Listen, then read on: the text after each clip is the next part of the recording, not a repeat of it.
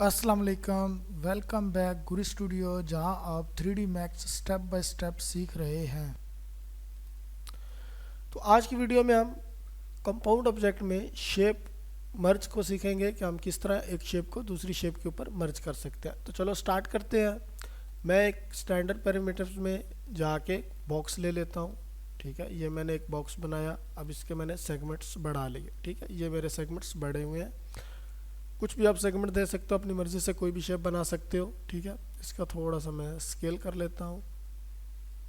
ठीक है, थोड़ा सा साइज़ बढ़ा लेता हूँ। ये अब मैं फ्रंट में जाता हूँ, RW करके सिंगल विंडो पे आ जाते हैं। इसको थोड़ा सा सेंटर में कर लेते हैं। G प्रेस करके हम अपने ग्रिड को हटा लेते हैं। ठीक है, अब मैं 2D शेप्स में जाता हूँ। इसमें जो सबसे ध्यान वाली चीज़ है, जो ज़रूरी चीज़ है, वो ये है कि आपकी 2D शेप्स ही दूसरी शेप्स के ऊपर मर्ज होंगी। यानी एक 2D शेप्स होगी और एक 3D शेप होगी, लेकिन 2D शेप ही उसके ऊपर मर्ज होगी। ठीक है, 3D शेप के ऊपर कभी भी 3D शेप मर्ज नहीं होगी। तो यहाँ पे मैं एक टेक्स्ट ले लेता हूँ। ठीक है, इसमें मैं गुरी डिज़ाइन लिख लेता हूँ और ये मैंने यहाँ पे टेक्स्ट लिख लिया। ठीक है,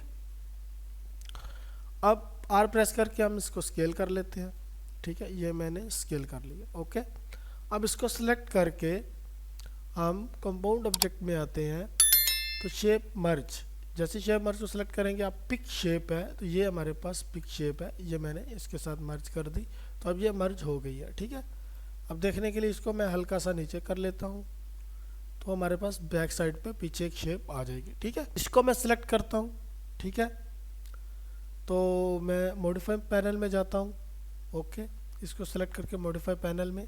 अब आप नीचे आएंगे, ये रेफरेंस कॉपी मूव इंस्टेंस, इसके बारे में मैंने बताया हुआ है आपको पहले ही कि अगर आप इसमें कोई भी चेंजेस करेंगे तो वो उसमें ऑटोमेटिकली चेंजेस हो जाएंगी।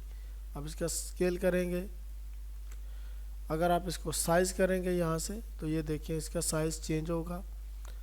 तो इसमें आप चेंजेस वगैरह करने के लिए इंस्टेंस करते हैं कि बाद में अगर हमने इसका कोई भी चेंजेस करने हैं, कोई इसका साइज़ या इसका स्केल या इसका टेक्स्ट स्टाइल वगैरह चेंज करना है, तो इससे हम चेंज कर सकते हैं। ठीक है, तो अब इसको मैं डिलीट करता हूँ। ठीक है, इसको मैं सिलेक्ट करता हूँ और नीचे आप आते हैं तो हमारे पास ऑपरेशंस में कुछ इसकी ऑप्शंस हैं। ठीक है, अब मैं कुकीज़ कटर को सिलेक्ट करता हूँ, तो ये देखिए हमारा बीच में इसने काट दिया। 3D में जाते हैं तो ये देखें बीच में कटा हुआ आ गया। इसके अलावा मर्ज में अगर जाते हैं तो ये इसको दोबारा मर्ज कर देगा। अगर इन्वर्ट करते हैं और कुकीज़ को, कुकी कटर को सिलेक्ट करते हैं, तो ये देखें हमारी पूरी शेप कट गई है। जितना हिस्सा हमारा टेक्स्ट में था वो बच गया। ठीक है, तो यहाँ पे मैं इन्वर्ट को ख़त्म करता हूँ, सिर्फ मर्ज को रहने देता हूँ। ठीक है, तो अब आप नीचे आए, आउटपुट सब मैच सिलेक्शन। तो इसमें आप नॉन एज वर्टेक्स फेसेस वगैरह हैं। तो इसमें फेसेस का जो फेस है, इसका मतलब होता है कि अगर आपने इसको सिलेक्ट किया, अब इसको हम 2D शेप्स में क्रिएट यानी कन्वर्ट कर सकते हैं। तो जैसे ही मैंने इसको फेस पे ओके किया, अब मैं मॉडिफायर लिस्ट में जाता हूँ और फेस एक्सट्रूड एक मॉडिफायर लगा देता हूँ। ठीक है, ये लग गया। अब इसको मैं अमाउंट दूंगा तो ये बाहर की तरफ जो है वो एक्सट्रूड हो जाएगा। अगर अंदर की तरफ करना है तो अंदर की तरफ एक्सट्रूड हो जाएगा। सही है, तो इसको फ़िलहाल मैं डिलीट कर देता हूँ। अब नीचे आए तो नीचे हमारे पास है ऑलवेज, यानी अपडेट में। ये मैंने लास्ट वीडियो में बताया था कि ऑलवेज का मतलब होता है जो भी आप चेंजेस होंगी वो आपको हाथ के हाथ यानी एट ए टाइम नज़र आएंगी। और व्हेन रेंडरिंग क्या होता है, जो भी आप चेंजेस करेंगे वो आपको रेंडर में नज़र आएंगी, यहाँ पे व्यू पोर्ट पे नज़र नहीं आएंगी। अब मैनुअली वही होता है कि अगर आप इसके ऊपर कोई चेंजेस करेंगे वो आपको यहाँ भी नज़र नहीं आएंगी। फ़र्ज़ करें मैंने इसका स्केल बढ़ाया, तो ये तो स्केल बढ़ाया है। अगर इसके टेक्स्ट में हम कोई चेंजेस करते हैं, दोबारा मैं वापस चला जाता हूँ। ठीक है, अब देखें, अब अगर मैं इसको सेलेक्ट करता हूँ तो अब इसको मैं जो है वो मैनुअली कर लेता हूँ। अब इसका मैं साइज़ बढ़ाता हूँ, इसका मैंने साइज़ बढ़ाया। ये देखें अब आपको वो यहाँ पे चेंजेस नज़र नहीं आ रही। इसकी वजह ये है कि हम इसको सिलेक्ट करके दोबारा अगर हम इसको अपडेट करेंगे तो ये इसका साइज़ चेंज कर देगा। तो ये अपडेट्स का मतलब होता है, इसको हम हमेशा ऑलवेज पे रखते हैं ताकि हमें हाथ के हाथ पता चलता रहे कि हम क्या चेंजेस कर रहे हैं। सही है, तो ये थी हमारा टेक्स्ट। अब इसके अलावा आप इसके ऊपर कोई कुछ भी शेप्स वगैरह कर सकते हो। अगर हम यहाँ पे अगर हम स्टैंडर्ड पैरामीटर्स में जाके सिलेंडर लेते हैं, ये मैंने एक, सॉरी, हम स्फेयर ले लेते हैं, चलो ये मैंने एक स्फेयर ले लिया। ओके, अब फ्रंट में जाता हूँ और यहाँ पे टेक्स्ट लिखते हैं हम 2D शेप्स में जाके, यानी एसपी लाइन में जाके हम यहाँ टेक्स्ट लिखते हैं। तो ये मैंने टेक्स्ट लिख लिया, F3 करते हैं तो ये हमारे पास टेक्स्ट, इसको हल्का सा रिसाइज कर लेते हैं, टॉप व्यू में आते हैं और इसको यहाँ पे ले आते हैं। अब फ्रंट करते हैं तो अब इस शेप को पकड़ के हम कंपाउंड ऑब्जेक्ट में जाएंगे।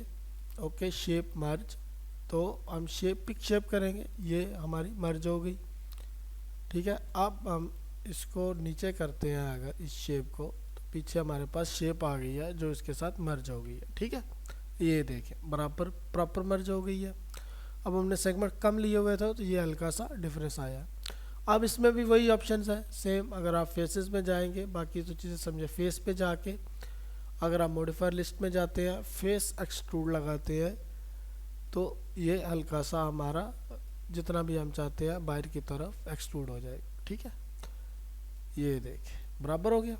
ओके, तो इस तरह से हम कर सकते हैं। इसके अलावा आप कुछ अपनी मर्ज़ी की शेप भी बना सकते हैं। अगर फ्रंट में जाके मैं यहाँ पे एक बॉक्स लेता हूँ, ठीक है, हम बॉक्स ले लेते हैं, ये मैंने एक बॉक्स ले लिया। अब इसके ऊपर मैं अपनी मर्ज़ी की कोई भी शेप ड्रा करना चाहता हूँ तो हम एसपी लाइन में जाएंगे और यहाँ से हम कोई एक शेप ले लेंगे। ठीक है, इस तरह की हमने कोई शेप ले ली, ये ठीक है। अब इसको मैं मॉडिफाई में जाता हूँ और इसके जो वर्टेक्स इनको सेलेक्ट करके राइट क्लिक करके इसको स्मूथ कर लेता हूँ। ठीक है, अब इसको हल्का सा मैं जब वो आउटपुट आउटलाइन में जाके इसको 2 सेंटी आउटलाइन कर देता हूँ, या 5 सेंटी पे हम आउटलाइन कर देते हैं। ठीक है, 5 सेंटी में जाके हम इसको आउटलाइन कर लेते हैं, तो ये हमारे पास आउटलाइन आ गई। अब इसको मज़ीद जो है स्मूथ करने के लिए हम नीचे आएंगे इंटरपोलेशन में, फुल डाउन में इंटरपोलेशन, इसको हम अडेप्टिव कर देंगे तो ये हल्का सा और स्मूथ हो जाएगा। ठीक है, अब इस शेप को हमने इसके ऊपर मर्ज करना है, इसको हम सिलेक्ट करेंगे, कंपाउंड ऑब्जेक्ट में जाएंगे। ठीक है, और कंपाउंड ऑब्जेक्ट में जहाँ पे शेप मर्ज, और जैसे ही हम पिक शेप करेंगे तो ये उसके साथ मर्ज हो जाएगी। ठीक है, अब हम इसको हटाते हैं, इस शेप को हम पीछे बाहर हटाते हैं तो ये देखिए इसके ऊपर मर्ज हो गई है। अब हम इसके मॉडिफाई पैनल में जाएंगे और फेस लेंगे और साथ में एक्सट्रूड, फेस एक्सट्रूड हम लगा देंगे, तो ये देखिए हमारे पास फेस एक्सट्रूड आ गया। अब इसको हम एक्सट्रूड कर सकते हैं बाहर की तरफ जितना हमें चाहिए। ठीक है, तो ये ब्लैक दबे इसलिए है क्योंकि हमने इसको कोई विड्थ वगैरह नहीं दी। ठीक है, इसको मैं डिलीट करता हूँ। मैं यहाँ पे एक लक्स का, हमें यहाँ पे एक लक्स साबन बना लेते हैं, उसके ऊपर हम कुछ शेप्स वगैरह बनाते हैं। यहाँ पे मैं एक स्फेयर ले लेता हूँ। ठीक है, ये मैंने एक स्फेयर ले लिया इतना बड़ा। ओके, इसके ऊपर मैं मॉडिफाई लिस्ट में जाके FDD लगा देता हूँ 4x4 वाला। अब इन सबको मैं सिलेक्ट करता हूँ। ओके, इनको मैं स्केल करता हूँ। ठीक है, ये इस तरह स्केल कर लिया और फ्रंट में जाते हैं, इनको सिलेक्ट करके कुछ इस तरह के हम स्केल कर लेते हैं। अब टॉप में जाते हैं। ठीक है, इन दो को मैं सिलेक्ट करता हूँ, इधर भी सिलेक्ट करता हूँ, इसको हल्का सा मैं बाहर निकाल लेता हूँ और इनको सिलेक्ट करके हल्का सा मैं अंदर कर लेता हूँ। ठीक है, ये कुछ इस तरह की हमारी शेप बन के आ गई है। ओके, अब फ्रंट में जाते हैं, इनको सिलेक्ट करता हूँ, इनको सिलेक्ट करता हूँ और हल्का सा मैं नीचे कर लेता हूँ। ठीक है, ये हो गया। अब इन दोनों को सिलेक्ट करके मैं हल्का सा स्केल करता हूँ। ठीक है, टॉप में जाके फ्रंट में हम जाते हैं, इसको हल्का सा स्केल करते हैं। ठीक है, तो ये हमारे पास कुछ शेप बन के आई है। ओके, ये देखें आप, हमारा थोड़ा सा इसको मैं ऊपर कर लेता हूँ और यहाँ पे मैं इसको थोड़ा सा डाउन कर लेता हूँ। इन वाली शेप्स को पकड़ के स्केल में जाके इसको थोड़ा सा डाउन कर लेते हैं। ठीक है, ये हमारे पास एक शेप बन के आ गई है साबन की। ठीक है, अब इसके ऊपर मुझे लक्स लिखना है। तो अब मैं टेक्स्ट में जाता हूँ और यहाँ पे लक्स लिख लेते हैं। ठीक है, लक्स और यहाँ पे फ्रंट में जाके इसको सिलेक्ट कर देता हूँ। ठीक है, अब इसको मैं थोड़ा सा रिसाइज कर लेता हूँ। ठीक है, इसको थोड़ा सा स्केल कर लेते हैं। टॉप में हम जाते हैं, इसको हम मूव कर लेते हैं 90।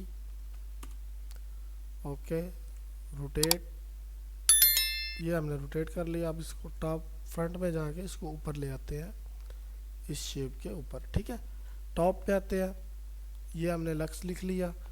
अब इसको हमने इसके साथ मर्ज करना है, इसको मैं सिलेक्ट करता हूँ। ठीक है, पहले इसके मैं स्फीयर के जो है वो सेगमेंट थोड़े से बढ़ा लेता हूँ ताकि ये स्मूथ हो जाए। ओके हो गया। अब इसको मैं सिलेक्ट करता हूँ और कंपाउंड ऑब्जेक्ट में जाता हूँ। ठीक है, कंपाउंड ऑब्जेक्ट और शेप मर्ज में जाके पिक शेप करते हैं, इसको मैं सिलेक्ट कर लेता हूँ। ठीक है, अब ये हमारे पास पिक हो गई है। नीचे अगर हम देखेंगे तो इस ऊपर वाली शेप को मैं डिलीट कर देता हूँ, इसको मैं डिलीट कर देता हूँ। टॉप में हम जाते हैं तो ये हमारे पास शेप आ गई। अब इसको मैं सिलेक्ट करता हूँ मॉडिफाई पैनल में जाके, इसको हम कर लेते हैं फेस और मॉडिफाई लिस्ट में जाके फेस एक्सट्रूड कर लेते हैं।